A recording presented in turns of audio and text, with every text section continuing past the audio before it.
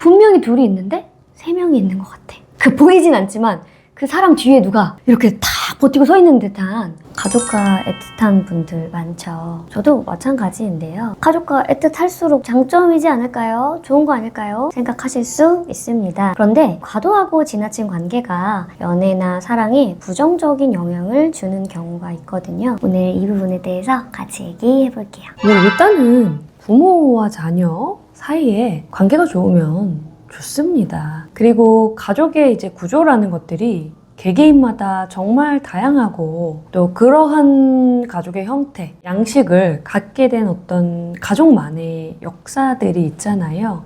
그래서 함부로 이 가족은 어떤 가족이야, 이 가족은 건강하지 못한 가족이야, 이렇게 재단하면 안 된다고 생각을 해요. 그럼에도 불구하고 부모와 아주 가까운 사이가 연애에 부정적인 영향을 주는 경우가 있거든요. 요 특수한 경우들 얘기를 해보려고 해요. 이러한 경우를 심리학적으로는 융합 상태라고 합니다. 가족 구성원 간의 경계가 지나치게 모호해서 서로의 정체성이 분리되지 않고 엉켜있는 상태를 의미합니다. 그러니까 결국에는 이제 너무 엉키지도 않고 분리되지도 않은 그런 상태가 가장 건강하다고 볼 수가 있잖아요. 가족 내에서는 개개인의 자율성과 그리고 이렇게 관계하는 관계성이 균형을 이루어야 돼요.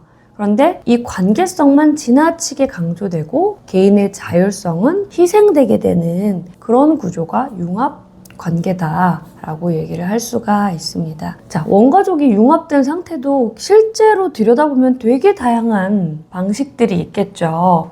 이 중에서 저는 2가지 범주로 나눠서 오늘 이야기를 해볼게요. 먼저 자녀가 부모에게 의존하는 형태의 융합이 있을 수 있습니다. 부모가 자녀의 모든 문제에 즉각 개입하려는 이제 가족의 형태가 있거든요. 또 하나의 범주는 부모가 자녀에게 의존하는 그런 융합 관계입니다. 부모가 자녀에게 지나치게 감정적인 지지를 요청하는 거죠. 뭐 금전적인 지지도 마찬가지고요. 그래서 엄마가 힘들 때마다, 아빠가 힘들 때마다 너가 내 말을 다 들어줘야 돼. 이런 뭔가 실제적인 말이나 뉘앙스나 그런 걸 계속 주는 거죠. 이러다 보면 자녀가 자기의 감정에 대한 그 부분은 후순위로 밀려버릴 수밖에 없습니다. 이제 이 2가지 범주 중에 제가 2번째부터 얘기를 조금 더 해볼게요. 이렇게 부모가 자녀에게 정서적으로 의지하는 경우 이게 연애에 어떤 영향을 미칠까요? 이제 내가 이렇게 집에 있을 때 일단 집이 편할 수가 없어요. 부모가 나의 뭐 힘든 거, 부정적인 어떤 이야기들, 마음들 이런 거를 자녀한테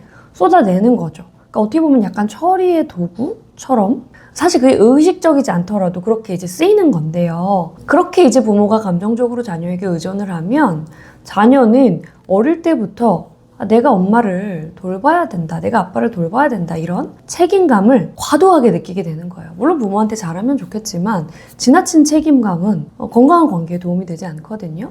근데 이제 책임감을 탁 어깨에 짊어지고 그러다 보니까 내가 이제 나의 어떤 연애, 나의 관계, 나의 진로, 이렇게 나의 삶에 집중하려고 할 때 그게 잘 안 되는 거예요. 은근하게 부모가 그런 거에 대한 섭섭함, 배신감 이런 거를 표현하기도 하세요. 너 요즘 연애하느라 바쁘다. 너 뭐 엄마한테는 관심도 없나 봐? 그러다 보니까 뭔가 내가 이렇게 내 일에, 내 연애에 이렇게 몰두해도 될까? 그런 무의식적인 죄책감들이 생기게 되는 거예요. 당연히 연애에 집중하기가 쉽지가 않겠죠.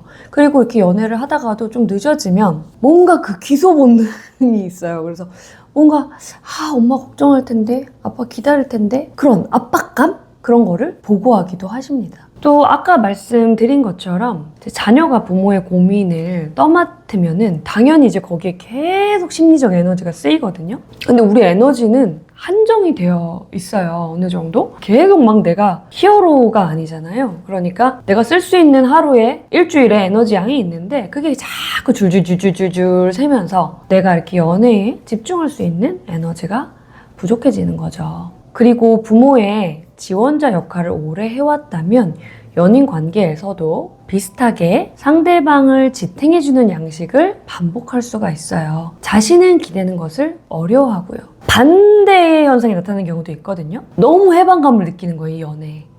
그러다 보니까 이게 이 사람이 그렇게 좋은 대상이 아닌데도 내가 이 연인이랑 있으면 나도 기댈 수 있고 해방감을 느끼고 이런 짐들에서 다 벗어나게 되니까 확 연애에 이렇게 빠져버리는, 똑같은 부모-자녀 관계라고 할지라도 다른 식의 영향을 받을 수는 있는 것 같아요. 근데 그 영향들이 이제 부정적이라는 거죠.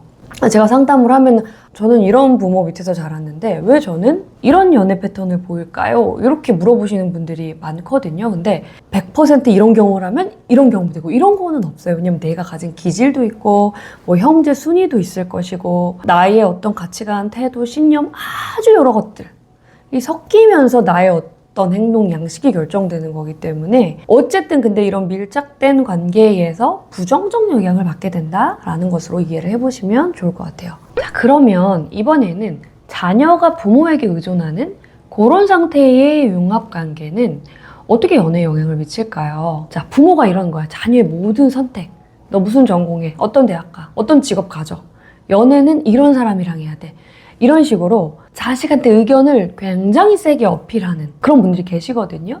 그리고 이제 자녀가 삶을 살다가 여러 가지 문제에 부딪히게 되잖아요. 그럴 때 자녀가 스스로 그거를 해결해 보는 것도 되게 중요한데 즉각적으로 아주 빠르게 부모가 나서서 해결해 주려고 하는 겁니다. 그러니까 자녀가 부모한테 의존성이 커질 수밖에 없겠죠.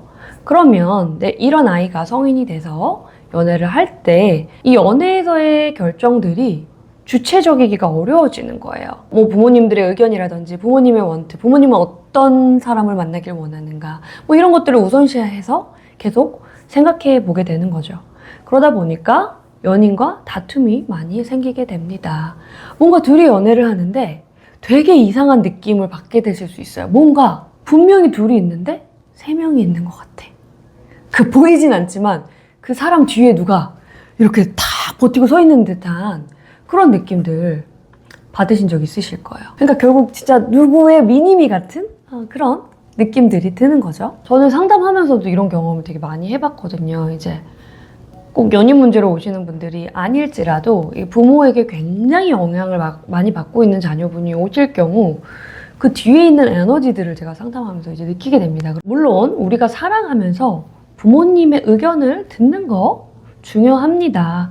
부모님은 세상을 먼저 사셨고 또 현명하시고 지혜로우신 분들이기 때문에 그런 의견들을 귀담아 듣는 것도 중요하다고 생각을 해요. 제가 항상 말씀드리는 것처럼 과하지 않아야 된다는 거예요. 문제는 적당하게. 근데 뭐든지 지나치고 과하면 문제가 생긴다는 거죠. 그러니까 적당히 부모 말도 들으면서 그 안에서 내가 배울 건 배우고 해서 결국 내 결정이어야 되는데 아예 이렇게 싹 의지해버려서 알아서 해주십시오 라고 하는 그런 마음 상태에는 이제 문제가 있다라는 거죠. 이런 경우도 있습니다. 부모가 너무 자녀를 간섭하고 통제한 경우에는 그 생활이 자녀는 너무 갑갑하기 때문에 성인이 된 후 점점 부모와 거리를 두는 거죠. 내가 너무 그 가정 안에서 숨이 막혔어요. 그러면 좀 성인이 돼서는 이제는 내가 독립을 해서 부모랑 좀 거리를 두고 살자 이런 선택을 하시는 분들도 있거든요. 그러면 사실 연애에서도 관계가 깊어질 때 그게 지나치게 부담스러운 마음이 드실 수가 있어요. 무의식적으로 예전처럼 또 이렇게 애착관계가 되면 구속당하지 않을까? 이런 마음이 작동을 하게 되니까요. 이렇게 원가족이 연애에 미치는 영향이 상당하다 보니까 제가 연애 상담이나 강의를 할 때도 이 가족관계에 기반해서 진행할 수밖에 없는 것 같거든요. 그래서 제가 이제 애착에 기반한 연애 프로그램도 만들게 된 거고요. 이 관련된 프로그램 정보는 댓글 링크를 클릭하셔서 살펴보실 수 있습니다. 네, 오늘도 들어주셔서 감사합니다.